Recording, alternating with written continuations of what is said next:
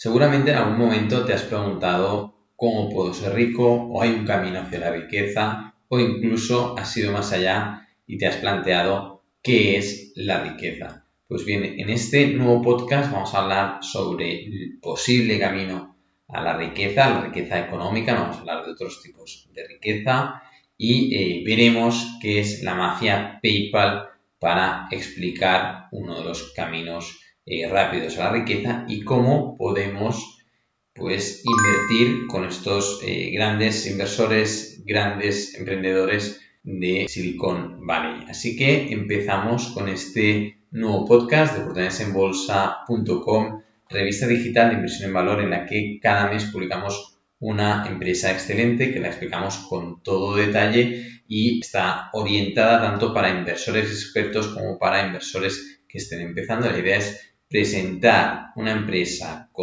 que cotiza en bolsa con todo detalle para que todo el mundo la pueda entender, todo el mundo pueda entender pues el modelo de negocio que está vendiendo esta compañía, cuáles son las ventajas competitivas, cuál es la estructura financiera, quiénes son los fundadores, los directores, los principales accionistas y luego damos la opinión sobre esta compañía y luego hacemos un seguimiento de la rentabilidad que ha generado desde que empezamos con las revistas hace más de 4 años. Hemos publicado más de 50 revistas, 50 empresas y la rentabilidad media de las empresas publicadas supera el 50%. La rentabilidad media anualizada es todavía superior, con lo cual estamos batiendo al mercado e incluso batiendo a los mejores inversores de la historia. Pero hoy no vamos a hablar de OB, vamos a hablar de los caminos a la riqueza. Hay mucha moda actualmente sobre el emprendimiento. Yo soy fundador y director de oportunidadesenbolsa.com y como emprendedor, antes de empezar con este podcast, quiero reivindicar el trabajo de personas que no son emprendedoras, que no son propietarias de sus propios negocios, ya que al final del podcast o a lo largo del podcast vamos a ver cómo, independientemente de que seas emprendedor o de que seas trabajador, el camino a la riqueza al final es el mismo y ahora lo explicaremos. En todo caso, como ejemplo de la importancia de los trabajos, os voy a dar un ejemplo personal de algo que me sucedió, o al menos lo recuerdo así, de por qué son tan importantes pues, todos los trabajos, aunque a veces no tengamos la suficiente empatía, la suficiente capacidad para ver la importancia de cada uno de los trabajos que realizamos todos socialmente y al final la sociedad funciona porque todo el mundo pues aporta esa pequeña parte, ¿no? Y esto me sucedió el verano pasado. Yo estaba de vacaciones con mi mujer y mi hijo en un hotel en el Pirineo y yo tenía previsto irme pues a correr a primera hora de la mañana por la montaña y luego pues llegar a media mañana y estar con mi familia, ¿no? Y bueno, claro, el desayuno lo servían a las 8, yo quería desayunar antes y así que, bueno, pues la noche antes fui a recepción y les dije, mira, no sé si hay la posibilidad de, bueno, si ofrecen algún desayuno o me pueden dejar un bocadillo, un croissant o algo para mañana poder desayunar a primera hora antes de que abran el buffet. Y la chica de recepción me dijo, bueno, no hay problema, en estos casos lo que hacemos pues, es dejarles un desayuno preparado aquí mismo en recepción y usted cuando baje pues a las 6:30 de la mañana, si no recuerdo mal, pues ya lo tendrá preparado, ¿no? Así al día siguiente aparezco 6:30, 7 de la mañana y en ese caso esa mañana había un chico en recepción y me dice, no, ya me han comunicado que estaba esperando el desayuno, pero el maître del restaurante ya está ahí. Si quiere puede bajar a la planta inferior y ir directamente al restaurante del buffet porque ya está preparando el desayuno y ya nos ha comunicado que puede ir ahí. Llegué ahí y había todo el comedor vacío, ¿no? Ninguna persona, era el único cliente del hotel y estaba pues este señor preparando meticulosamente pues todas las bandejas, poniéndolas perfectas una al lado del otro, todo el jamón cortado, ordenadísimo, la fruta súper bien puesta, ¿no? Cuando llegas a un hotel y llegas de los primeros, ¿no? Al buffet libre, encuentras pues todo ese desayuno magníficamente ordenado, ¿no? Y ese placer que te genera pues ver todo ese manjar bien organizado, limpio, ¿no? Y vi ese trabajo, ¿no? Mientras me estaba tomando el café y el bocadillo de jamón que me preparé, pues fui observando a ese señor, ¿no? Y fui viendo claramente que trabajaba con pasión, con obsesión, o sea, es decir, me fijé cómo dejaba cada plato y se lo digo de verdad, ¿eh? Es decir, yo no tenía nada que hacer, ¿no? Estaba solo en el comedor y lejos de estar mirando todo el rato el móvil, pues me puse a observar a ese señor y ver cómo trabajaba. Y realmente entendí, porque me gustaba ir a ese hotel y me gustaba esos desayunos, porque detrás había un trabajo que no había visto, que no me había fijado, o más bien no había valorado, de personas que muchas veces pues están trabajando para ti, están de cara al público, ciertos servicios, y lo hacen con una dedicación que el cliente lo nota, y el cliente lo nota de verdad, ¿no? Y cuando ves que en cualquier trabajo impacta, y esa fue la lección que me di, ¿no? Dije, es que realmente, Santi, el trabajo de este señor te impacta, tío. Es decir, te genera un impacto, un beneficio a ti como cliente, porque gracias a él, pues cuando bajen todos los clientes del hotel por la mañana van a encontrarse pues este magnífico buffet perfectamente ordenado, pero ordenado que parecía matemático, ¿eh? Y él lo tenía todo controladísimo, todo súper bien preparado, y luego llegaban los cocineros, pues tenían que hacer tortillas y demás, ¿no? Y el resto de camareros, pues para servir a las mesas lo que fuera necesario. Pero todo ese orden y todo ese control venía de una persona, y en muchos casos, y aquí por esto reivindico un poco la moda esta que hay de los emprendedores, de que muchos jóvenes quizás solo están pensando en emprender porque es la moda, pero hay que valorar el trabajo que todos hacemos, sea con tu propio negocio o sea si estás trabajando para un tercero, seguramente ese trabajo que estás haciendo es mucho más útil de lo que te imaginas. Y todos los trabajos que realmente hacemos, aunque muchos no tengamos la empatía de verlo, o la mayoría de gente no tenga la capacidad de ver el impacto que tiene el trabajo que uno mismo está realizando o que los demás están realizando, realmente todos los trabajos tienen un impacto y generan pues una aportación de valor. Evidentemente hay compañías que impactan a mayor escala y compañías que impactan a menor escala. Y sobre impacto iremos hablando en este podcast. Hasta aquí la parte de reivindicar el trabajo para un tercero respecto al emprendimiento. El emprendimiento es un camino difícil, que requiere muchísimo trabajo, y el tener tu propio negocio, pues bueno, hay quienes lo tienen y quienes no, ¿no? Hoy no quiero hablar sobre emprendimiento, pero sí que de cara a los empresarios, es decir, entre OV, de los sectores de OV, pues habrán los que son emprendedores, los que han sido emprendedores y hace años que tienen su propia empresa, los que han heredado una empresa y los que trabajan para un tercero. Pero al final todos acabaremos en el mismo camino. Y cuando digo esto, ¿por qué lo digo? Porque lo razonable, lo sensato, aunque tú tengas tu propia compañía, es que diversifiques tus activos. ¿Por qué? Porque no hacerlo te supone un riesgo demasiado elevado. ¿Cuántas veces hemos visto empresas de toda la vida que han quebrado? Empresas que están empezando y han quebrado. Empresas que de la noche a la mañana sus activos han dejado de tener valor porque está ofreciendo un producto mucho mejor y acaban en la quiebra o con valoraciones mucho más bajas. Imagínense pues, el propietario de BlackBerry o los mayores accionistas de BlackBerry o los fundadores de BlackBerry, si no habían diversificado sus carteras, lo que les pasó cuando aparecieron los iPhones, por poner un ejemplo, pero son situaciones que se repiten. Seguro que tienen familiares, amigos, conocidos que anteriormente, su generación anterior, o sus bisabuelos o abuelos o etc., tuvieron empresas y ahora miras en el presente y dices, bueno, tuvieron una empresa, ganaron muchísimo dinero, pero ahora ¿dónde está ese dinero? ¿Qué pasó? Porque a lo mejor pues tienes conocidos que te explican, o familia que te explican que años habían vivido súper bien, que habían ganado mucho dinero, que vivían pues viajes, coches, restaurantes, lo que quieras.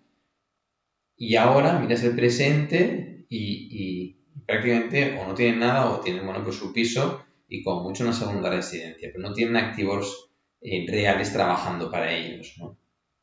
Y con lo cual, ¿y eso a qué se debe? Bueno, pues que esa empresa dejó de funcionar o se fue diluyendo la compañía a medida que iban incrementando, bueno, pues a medida que había segundas, terceras generaciones y aumentaba el número de herederos o varias cosas que pueden pasar por el camino, ¿no? Pero al final la clave está en que si eres empresario a largo plazo no tiene por qué quedarse tu empresa, no tiene por qué existir, no lo puedes predecir. Y sé que puedes trabajar duro para que la empresa llegue durante muchos años, funcione durante muchos años. Puedes, quizás tienes hijos que les guste el negocio que haces y quieren dedicarse a él porque al final lo que te interesará, o al menos a mí como padre, lo que a mí me gustaría es que mi hijo hiciera algo que le guste, que le aporte, no que se dedique a lo mismo que yo hago porque sí, ¿no? Y en consecuencia, pues el camino sensato y lógico para que se genere riqueza a largo plazo es la acumulación de activos que no dependan únicamente de tu empresa o de tu trabajo.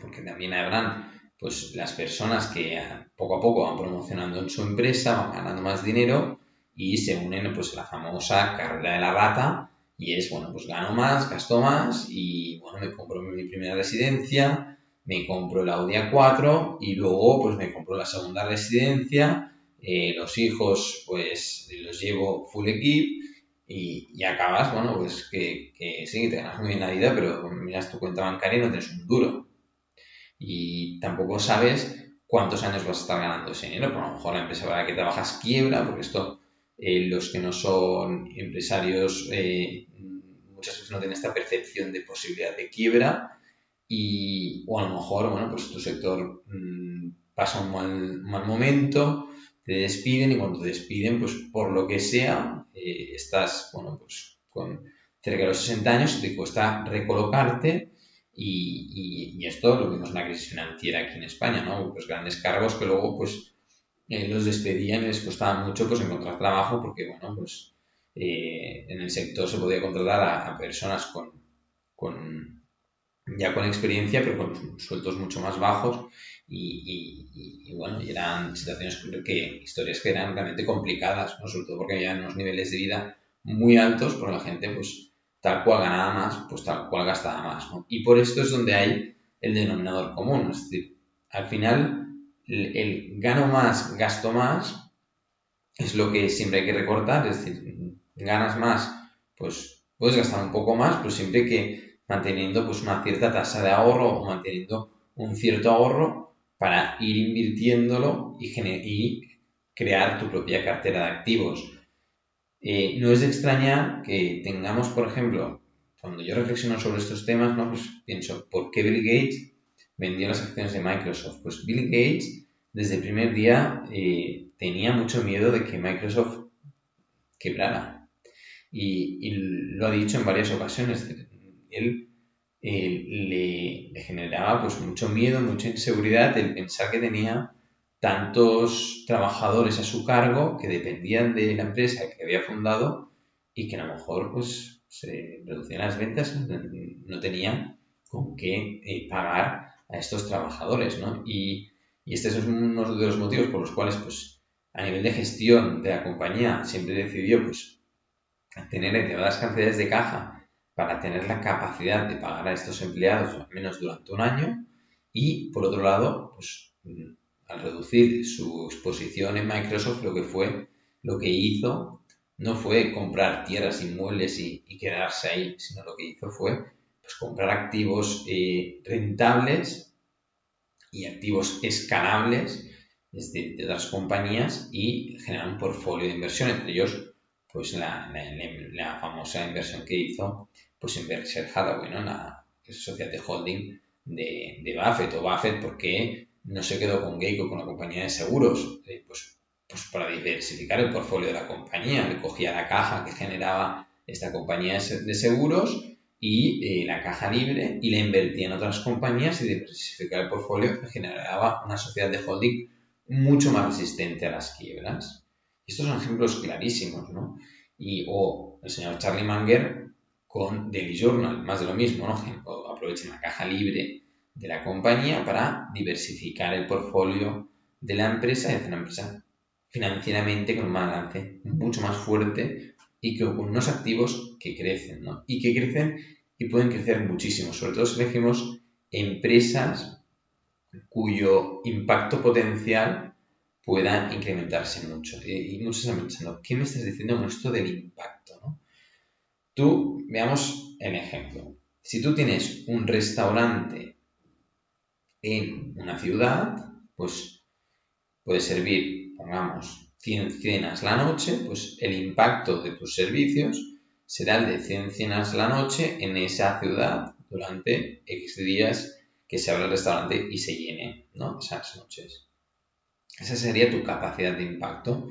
Tú puedes tener otra empresa, ¿no? En cambio de un restaurante, pongamos una empresa multinacional que tenga la capacidad de vender ese producto en todo un país. Bueno, pues ya el alcance, el potencial de ventas ya es, pues, dentro de todo ese país, los posibles clientes que puedan estar interesados en ese producto, esa es la capacidad de impacto que tiene esa compañía. Y si lo escalas a nivel internacional, pues hay compañías que tienen potencial de impacto mundial, y cuando ves una empresa que está impactando únicamente en una pequeña parte de su nicho de mercado, en una pequeña parte de su potencial, y está bien gestionada y está dirigida por personas maravillosas con un gran talento, pues es posible que estas mismas personas a largo plazo sean capaces de llevar el impacto de esta compañía a otro nivel.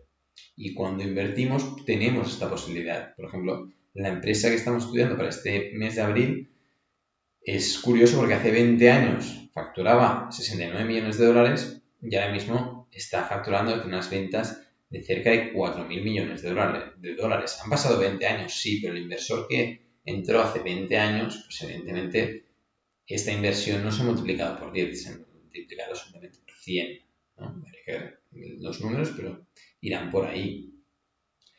Y si vamos a ver la mafia PayPal, y de aquí la introducción de este podcast, ¿qué es la mafia PayPal y por qué algunos de ellos, como es Elon Musk, se han hecho tan ricos? La mafia PayPal se conoce como los altos cargos que formaban PayPal. PayPal es una empresa que, como todos conocen, que es una pasarela de pagos, una de las pasarelas de pagos más grandes del mundo en Internet, y fue comprada por eBay en el año 2002. Pero antes de que fuera comprada por eBay, el señor Peter Thiel y Elon Musk ya se conocían porque trabajaban juntos en este proyecto. Primero tenían a Max Levchin y Peter Thiel, que habían fundado Confinity, y luego se juntaron con la compañía que Elon Musk tenía junto a Harris y Christopher Payne, que se llama x.com, y cuando la juntaron pues cambiaron el nombre y le acabaron llamando PayPal en el año 2000. Entonces, todos estos directivos, cuando eBay compró la compañía por unos 1.500 millones, todos estos directivos se ha visto que luego han sido grandes visionarios de la inversión en Silicon Valley, también fundadores de otras compañías, pero han multiplicado su patrimonio muchísimo. El caso más famoso es el de Elon Musk, que con esa venta más o menos de PayPal recibió unos 168 millones de dólares, pero es que el patrimonio de Musk actualmente, año 2002, 168 millones, y año 2023 actualmente se calcula que es de unos 188.000 millones de dólares. De más o menos 170 millones a 180.000 millones de dólares. Esto no lo he hecho comprando unos cuantos pisos con esos 180 millones, unos cuantos edificios y dejándolos y poniéndolos a alquiler. Esto no se hace. ¿Cómo lo ha hecho? Pues lo ha hecho invirtiendo todo su dinero en otras compañías como es SpaceX, como es en Tesla, como es en Twitter, como es en OpenAI, que ahora han comprado Microsoft. invirtiendo en otras compañías, invirtiendo en otros proyectos. Si tú invertías en Tesla únicamente justo después de salir a bolsa, pues ahora tenías más de un 10.000% de rentabilidad de esa inversión. Es lo único que tenías de juntar con grandes talentos que hicieran impactar por 10 o por 1.000 o por 10.000 tu dinero. Y de aquí la posibilidad que tenemos a la hora de invertir. Otros miembros de la mafia PayPal, señor Peter Thiel, autor de un libro buenísimo que hemos mencionado una vez, es el libro de Zero to One, de 0 a 1, que es un libro orientado a empresas, startups, buenísimo, muy buen libro. Y también Peter Thiel, cuando dejó PayPal, pues fue uno de los primeros inversores en Facebook en el año 2004, invirtió $500,000, o pues de esa inversión han salido varios miles de millones de dólares. Y fundó la empresa de capital riesgo Founders Fund, empresa que sigue en activo, que siguen invirtiendo, y invierten en empresas que están en los primeros estadios, en empresas que en muchos casos no hay números para respaldarlos, que si tú coges los flujos de cajas, si tú coges los beneficios, pues son difíciles de entender, pero ellos creen en un proyecto y creen en unas personas y no necesitan mucho más. Sí, con esto les basta. Si tú no podías invertir en Tesla cuando salió a bolsa porque no tenía beneficios y prácticamente no tenía ventas. Estás confiando en un proyecto y en un equipo. Peter Thiel hace lo mismo. Es decir, cuando invirtió en Facebook en 2004, pues invertía en un proyecto y en un equipo. Cuando todas las inversiones que tiene en Founders Fund, las comentaremos en opportunidadesenbolsa.com en otro podcast, son inversiones de empresas de elevado crecimiento y que en muchos casos, por no decir en la gran mayoría, todavía no generan beneficios. Pero el potencial de impacto es elevadísimo. Es decir, son empresas incipientes, pero que si funcionan bien las cosas pueden llegar a impactar a nivel mundial y por lo tanto pueden escalar muchísimo. Son el tipo de compañías en las que invierte este multimillonario, que ahora ya es 1.000 millonario. Es decir, también pues quizás en esa venta de PayPal recibió unos 200 millones.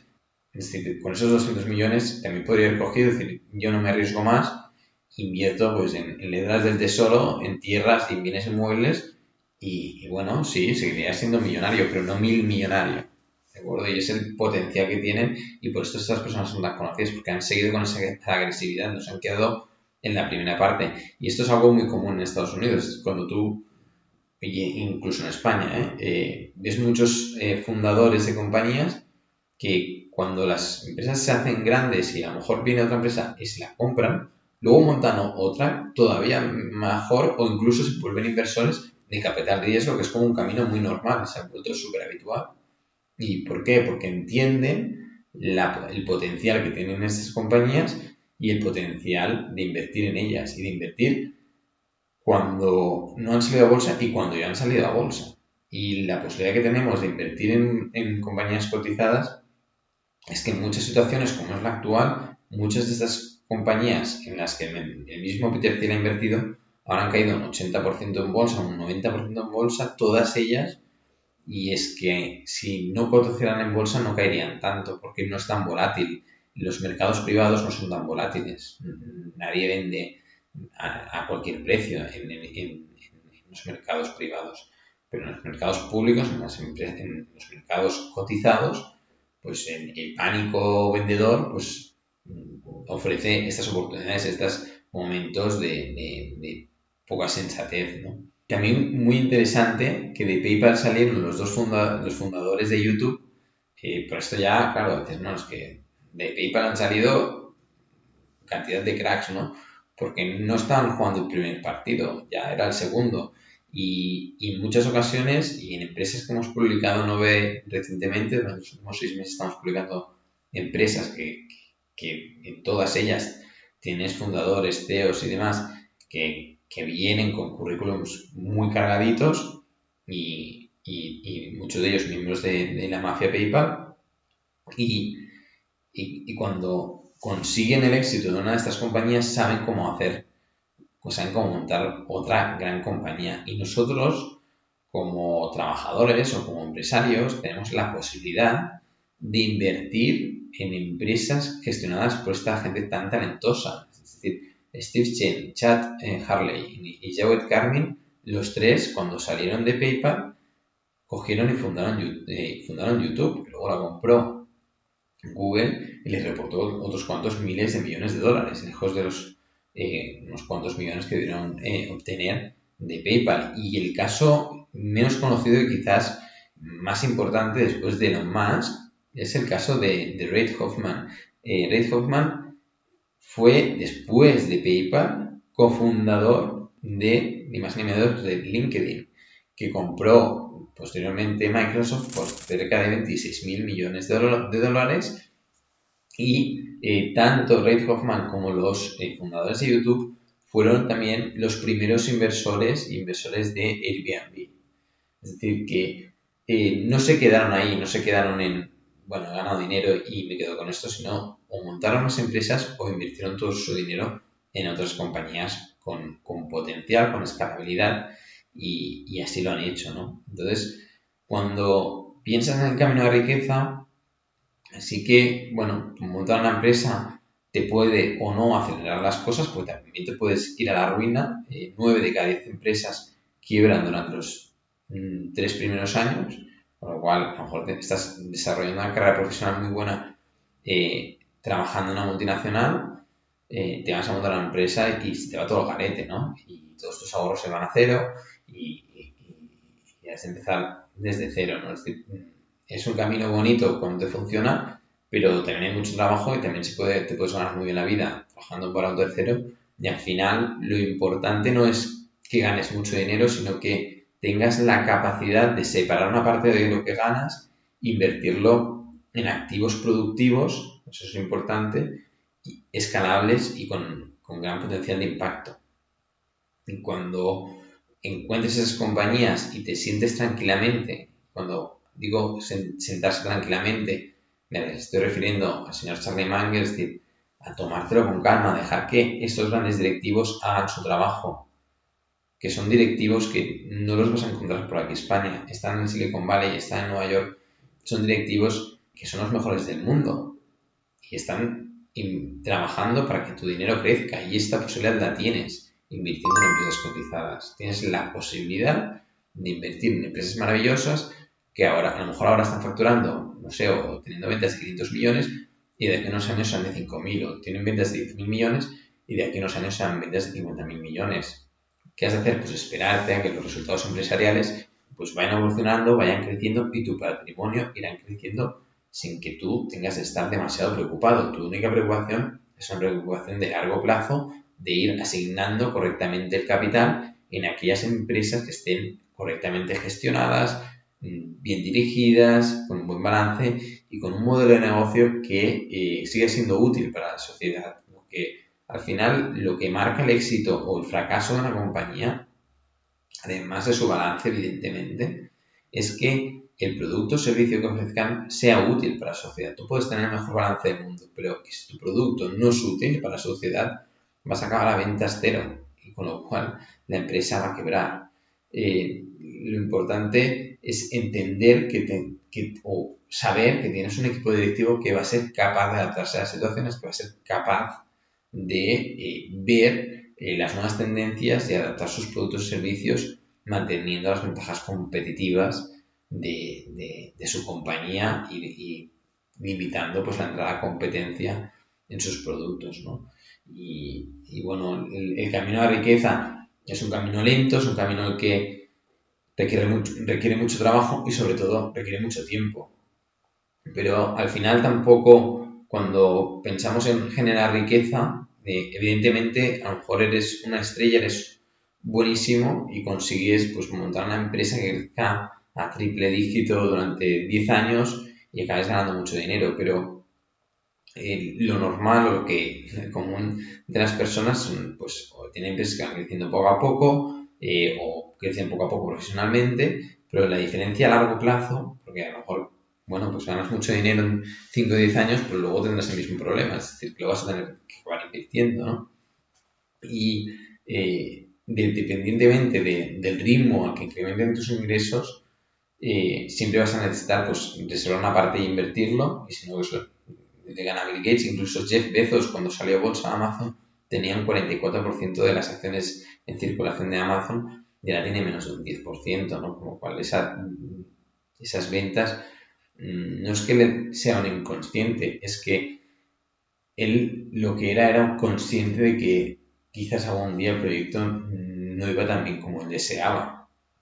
Y por lo tanto lo inteligente pues era diversificar los riesgos y seguir invirtiendo en compañías que le generaran pues ese potencial, esa escalabilidad y ese incremento del impacto de su dinero. Y eso es lo que al final hemos de hacer todos, es decir, coger nuestro dinero, nuestra parte ahorrada, que tampoco ha de ser toda, e invertirla en estas compañías escalables. El resto, pues si tuviéramos la certeza de que el tiempo es infinito, pues sí que podríamos decir, oye, mira, pues voy a coger 5 años de mi vida y voy a encerrar y no voy a hacer nada y voy a ahorrar como un loco. Pero no tiene sentido. Es decir, el tiempo no lo puedes controlar. Es decir, la vida en general no vas a poder controlar nunca al 100%. Desde el punto de vista físico tendemos a la entropía, al desorden y por mucho que lo intentes no vas a poderlo conseguir, ¿no? Y intentar predecir o recortarte todos los gastos que a lo mejor te generan felicidad, en muchos casos experiencias que te generan felicidad a cambio de un dinero futuro, es una promesa que tampoco tiene sentido. Porque a lo mejor por el camino mañana te mueres. Con lo cual has de buscar un equilibrio entre un ahorro sensato y un gasto sensato, un equilibrio entre ingresos y gastos que generen unos ahorros que tampoco te hagan pues malvivir. Tampoco has de tener prisa por hacerte rico, porque al final lo que estás comprando es una tranquilidad y a corto plazo lo importante en tu día a día, que es el presente, el ahora, es que vivas de forma gratificante y seas feliz durante todos los días, ¿no?